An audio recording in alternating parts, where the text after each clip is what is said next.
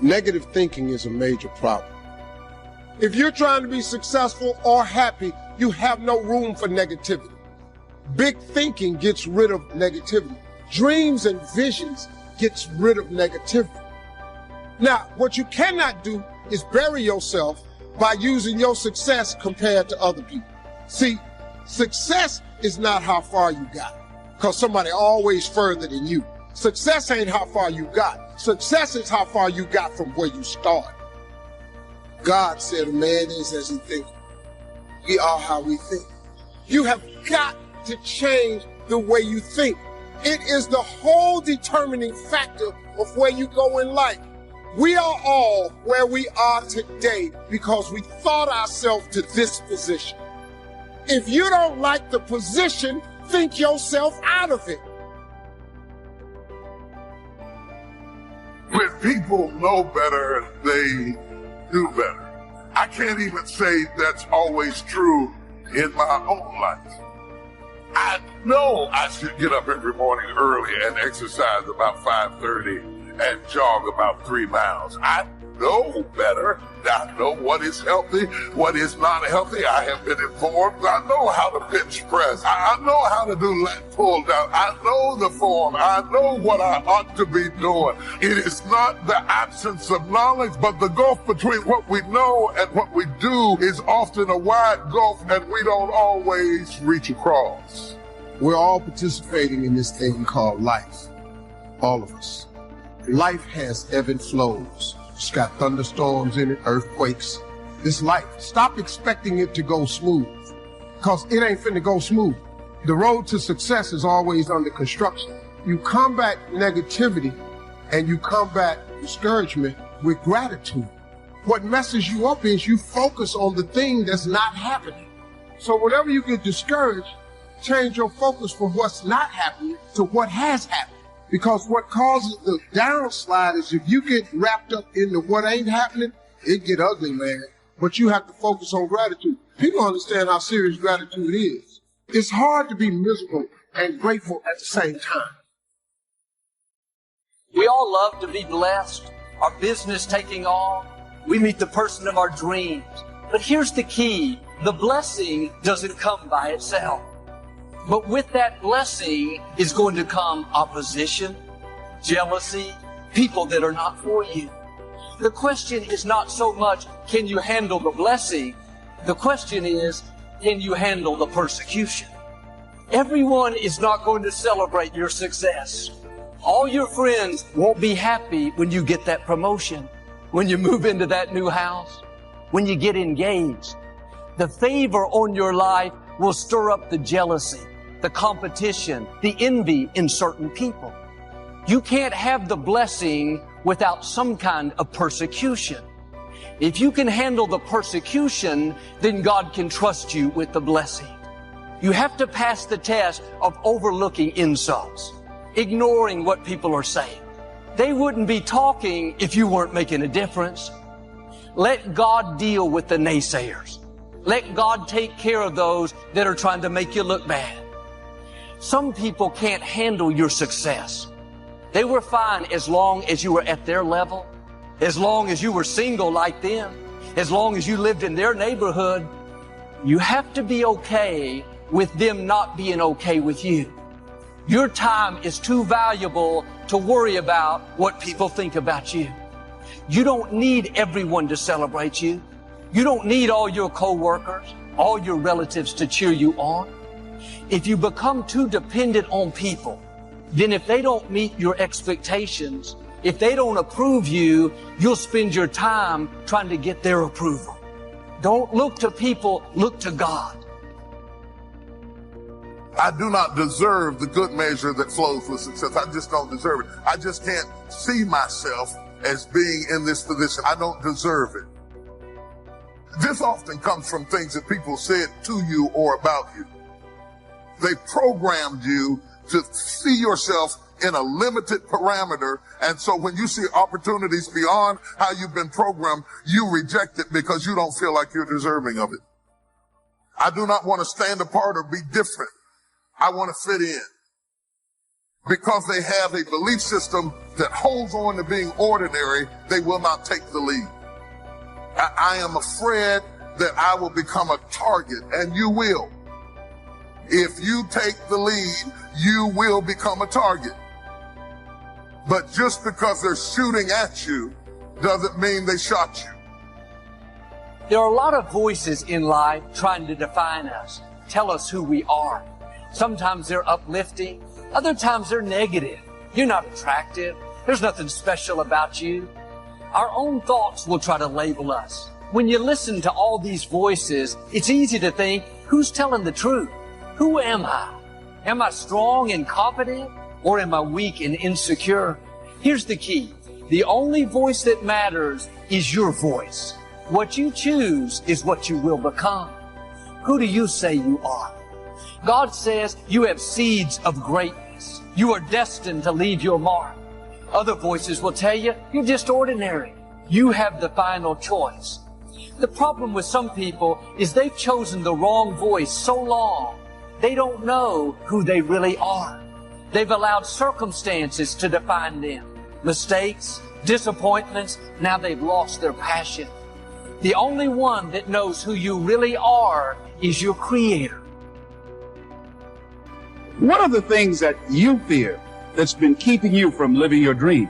That's been keeping you from doing some things that you would like to do? Life is about growth. You could either go back to your comfort zone, and there you won't find any growth, or you must be willing to go forward and face your fears, because you're never going to have a fear-free existence. I mean, some fear is acceptable. There's some things that you really should be afraid of. Now, you shouldn't allow it to immobilize you. You take it into account and you carry yourself accordingly. It's a difference between having a fear and the fear having you, being stopped by fear. It's perfectly fine to have some fears. You embrace those fears and then you move on. You act on whatever it is that you fear. What you resist will persist. You can't say I'm weak and tap into the power. You can't say I'm not that talented and tap into your greatness. Who do you say you are? Not who do other people say you are? Who do your coworkers say you are? No disrespect, but you are not who people say you are. You are who God says you are. If you let them put their limitations on you, convince you that you can't accomplish your dream, then because you're letting them define you, what they're saying is going to come to pass. Don't repeat the negative people have spoken over you. Imagine someone asks you, who do you say you are so we can tell others? This pandemic has me worried. My back's been hurting. These kids are getting on my nerves. I'm really discouraged. That is not who you are. Go back to the scripture and say what God says about you. I'm strong, talented, favored, blessed, forgiven, fearfully, and wonderfully made. I am not what I feel. I may feel weak, but God says I'm strong, so my report is I am strong. You may not feel up to par. You're dealing with an illness, fighting that depression. It's easy to wear the labels, sick, depressed. That's just who I am. That's not who you are. That's what you're dealing with. Don't let that difficulty become your identity. What do you say about yourself? I'm sick. I'm depressed. No, I'm healthy. I'm free. I'm happy. I'm victorious. If you'll start saying what God says about you instead of what you feel, you'll see things begin to turn around. I talked to a man that was so down on himself. He said, I feel so unworthy. I don't deserve to be blessed. Being against yourself is not going to help you move forward. The enemy is called the accuser. He'll remind you of every mistake you've made. He'd love for you to wear these labels, unworthy, no future. I told him what I'm telling you. As long as you see yourself unworthy, it's going to keep you where you are. People can get jealous. You don't need their approval. You have Almighty God's approval. Don't get upset when people turn on you. Don't be revengeful and use your influence to pay them back. Always thinking about what they said. Ignore it. Keep dreaming. Keep being good to people.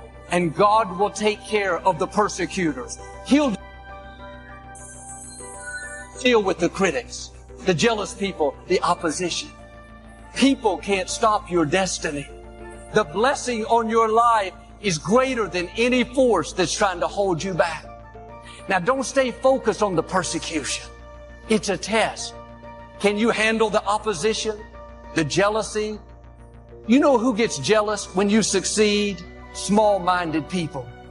Think you going up makes them look bad, so they try to pull you down. Instead of believing that what God did for you, He can do for them, they start criticizing, trying to make you look bad. They think God's favor is limited. They don't realize God has unlimited favor. What He's done for you, He can do for them. If you can't celebrate people that are ahead of you, if you can't be happy when they get promoted, when they get married, when their dream comes to pass, that's going to limit how high God will take you.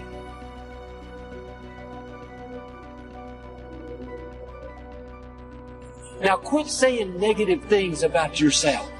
I'm so overweight. I'll never get out of this neighborhood. I'll never break this addiction. You're going to become what you believe. What you say about yourself is going to become a reality. I'm just average. You're going to be average. When the truth is, God didn't make anyone average. But as long as you believe you're ordinary, you won't shine like you're supposed to shine. When Moses was born, the scripture says he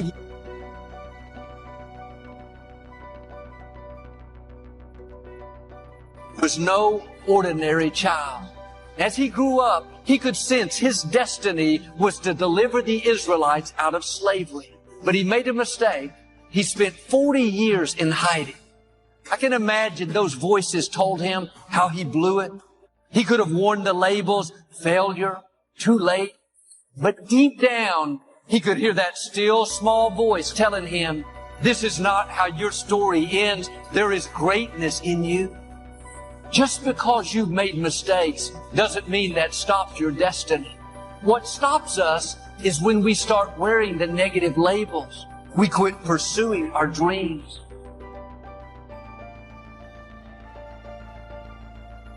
With great favor comes great haters.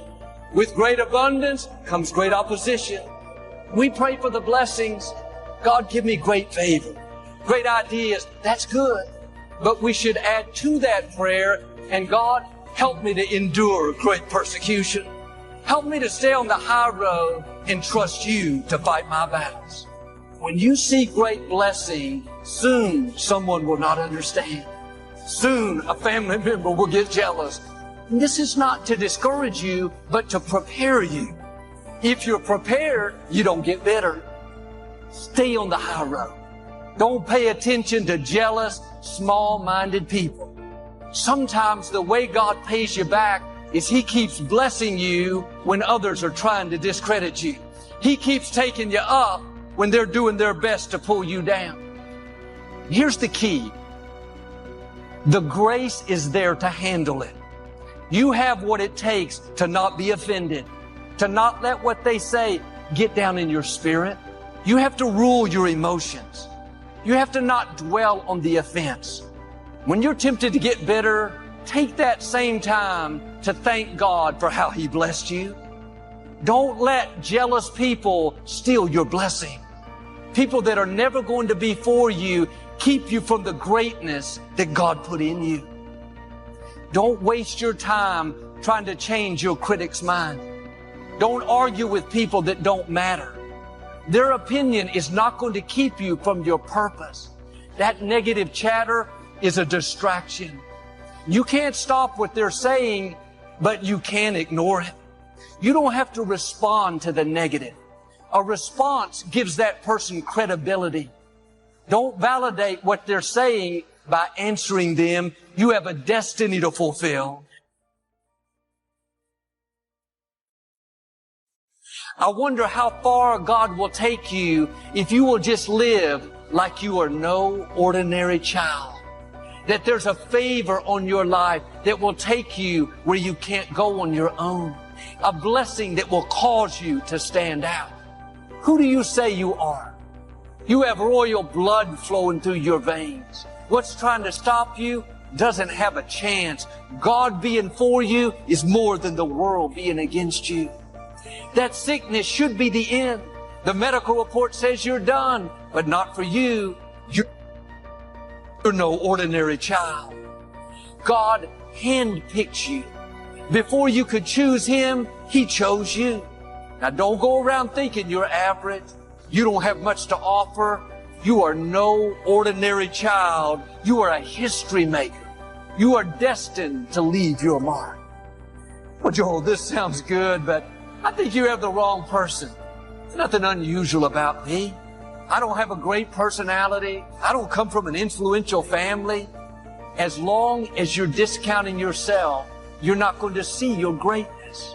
I'm asking you to get in agreement with God. It doesn't matter how you were raised. It's not dependent on how much education you have, what obstacles you're up against.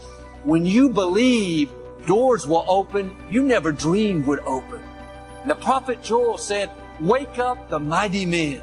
Wake up the mighty women. I want to wake up your greatness. Wake up that business God put in you. Wake up that book. It may seem like it's over your head, but you have to understand you're not average. You can accomplish more than you think. You are more anointed than you think. You are more talented than you think. The dreams and gifts God put in you are much bigger than you think. Don't you dare say I'm average, I'm ordinary. Get in agreement with God. I am highly favored. I am surrounded with God's goodness. Here's a word that I'm going to drop on y'all. Understand this. Your attitude will compromise the altitude of your career. God didn't bring you on this earth for you to be average, basic, regular, normal. You're like a robot. What is everybody thinking? That's what I'm going to think. What is everybody wearing? That's what I'm going to wear. What is everybody driving? That's what I'm going to drive. What does everybody want to do when they grow up? That's what I'm going to do when I grow up. You're like a robot. Monkey see, monkey do. You don't innovate, you duplicate. You're a replica. I might as well put you in an assembly line and let you be a carbon copy of everything and everybody that's out there. You have not recognized your individuality. You have not recognized that you're your own man with your own thoughts, your own gifts and talents, and more importantly, intentions. But in the midst of being gifted and talented and your own man or own woman, it is your attitude that has been compromising your altitude, your pride, your ego, your narcissism being so consumed in self, not being able to coexist with others. I, me, and my comes out of your mouth. How many times can you go through your day without saying I, me, and my, and flipping that into we, ours, and us? How often can you do it? I believe that if your career is not on the level that it's supposed to be on, you are all about sabotaging, self-sabotage, and self-defeat. You may believe because your mama taught you this or your daddy taught you this. You may believe that you don't deserve to find the things in life. See, the way in which we operate, ladies and gentlemen, it's a manifestation of what we believe, what's possible for us. Whatever you've done up to this point, all that it really is a duplication, it's a reproduction of what you believe subconsciously that you deserve and what's possible for your life. So as soon as an opportunity presents itself for your career and your life to go from here to where you should be, you figure out a way to f*** it up. Self-sabotage and self-defeat. It's something. It is a family negative gene that gets passed down. You have witnessed your mama, your father, or somebody in your immediate circle fuck up every opportunity that presents itself. Self-sabotage, self-defeat. You don't feel like you deserve the finer things in life. That's why every time the opportunity presents itself, you figure out a way to fuck it up. Now that could be in a man, that can be in a woman. Here's a man that respects you, wants to treat you like the world.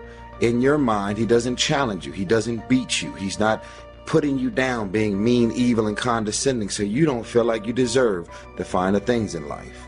So you figure out a way to fuck it up because in your mind, you're bored. You're not challenged. I don't know. I need a thug. Self-sabotage and self-defeat is real. What I'm suggesting that you operate out of a larger vision of yourself. I want you to see yourself doing what you want to do, experiencing what you want to experience, having what you want to have, doing what it is that gives your life some meaning and value. Operate out of your imagination, not your memory. Well, most people, ladies and gentlemen, when something happens to them, what they do is they begin to believe that that's the way it is. That's the way it's always been. And they can't see the possibility of it being any different. Example, before April 1954, the common belief, the universal belief, because it had been tried again and again and again and people had failed, the belief was that man was not physically capable of breaking the 4-minute barrier, that he could not run a mile in less than 4 minutes. It had never been done. But here's what happened, ladies and gentlemen. Roger Bannister came along, and he broke the 4-minute barrier. Since that time, up to this day, over 20,000 people have done it, including high school kids. What changed? 20,000 people, what changed? Here's what happened when they got on the track. They knew it had been done. There was a new belief about this goal that was unreachable. Knowing in their heart that someone had done it, that it's possible, that they could do it. And I'm saying that if you know anybody that had some goal, some dream, something they wanted to do, and they did it, then I'm saying that you know in your heart that if someone has done it, then you can do it. It's possible. If someone can make their dream become a reality, that it's possible that you can make your dream become reality. And so as you begin to look at where you want to go, beginning to embrace that, it's possible. I'm blessed and highly favored. I've got a lot going for me. I got some good stuff in me. I like my life. I like the things that are going on in my life. I'm not going to sabotage it. I love flying. I'm not a duck.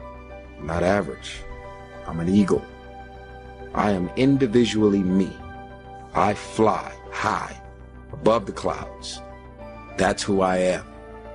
And it's possible that I can bring my greatness out here in the universe. I can write my own book. I can have my own business. I can take the trip and travel around the world. It's possible. I can bounce back from adversity and reinvent my life. It's possible. Regardless of where I am, the things can get better for me. Do you want to fly or do you want to remain average? Being attractive and fly and swagged out is not going to get you everywhere in life. It can only get you so far. You have to be a thinking man and a thinking woman. Your attitude will continue to compromise the altitude of your life and your career. I'm thinking about two men who are fairly successful, similar background, educated. They worked for a corporation for many years, and they were among many people that were laid off. One went out looking for a job for several weeks, along with the other one, and they faced disappointment and rejection again and again and again. They couldn't find any work, which is the story of many people across this country. One guy stopped. He became discouraged. He stopped going. He stayed home looking at television, became very argumentative and toxic with his wife, drinking beer, getting on the phone, talking to his other negative, unemployed friends, and he just gave up. The other guy kept looking for a job everywhere he could go. Every time he could get an opportunity, kept asking people, checking the newspapers every day, kept going everywhere he could, trying to find a job. He kept going, he kept going. He went to a place and said, look here, I tell you what, if you can't hire me, and I know you can use my talents, abilities, and skills, just let me do some volunteer work. You don't have to give me anything. I just want to work. I want to be busy. Guy said, okay, it's on you now, but don't expect me to give you anything. It's okay. This guy came in and worked. He was the first one there. The last one to leave was the best employee there. About 4 weeks later, one of the top managers quit. They were looking for a replacement. Guess who they selected? This other guy. This guy who was volunteering his time. He got the job. See, that's the difference in how your life works out. It's not what happens, it's what you do. Now see, if you don't do something starting tomorrow that'll make a difference, guess what? It's gonna be the same. And see, that way you can guess what the next 5 years are gonna be like. Look at the last 5. Because the next 5 are gonna be like the last 5, unless you, Major Key, tomorrow, change it all. What was the difference between the two men? Eyesight and mindsight. Eyesight is judging on what you see, judging according to appearances. But mindsight is how you interpret what you see. One guy said, it's not possible, it's over, I'm finished. I can't do it. He surrendered. I've faced rejection again and again, I'm not going anymore. There are no jobs out there. But this other guy, he felt that in spite of the no's and rejections, in spite of how bad the economy is, in spite of what the newspapers are saying, that it's possible that somebody somewhere will give me a job. He just kept going, thinking it was possible. Keep going. Like, keep